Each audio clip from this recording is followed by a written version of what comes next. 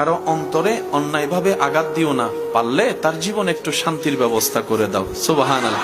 উম্মত, কারো দোষ পেলে জগতে বলিয়ে বেরিয়েও না, অন্যের দোষ পাইলে দোষকে গোপন করে তাকে ইজ্জতে রাখো, তার ইজ্জত হেফাজত করো। উম্মত রে, মানুষের চোখের মধ্যে পানির কারণ তুমি হইও না।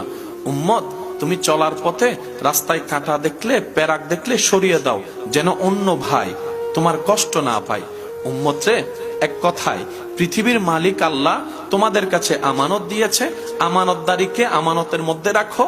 পৃথিবীকে ধ্বংস করিও না, পৃথিবীকে নষ্ট করিও না, পৃথিবীকে অশান্তি করিও না। কোরআন যে কথা বলে, লা তুফসিদু ফিল আরদে, রব বলে আমার জমিনে তোমরা ভাড়াটিয়া থাকতে দিয়েছি, মালিক কাউকে বানাইনি। সুতরাং জমিনে তোমরা ফাসাদ করিও না, অশান্তি করিও না, তর্ক বিতর্ক করিও না, জামিলা করিও না, রক্তপাত করিও না।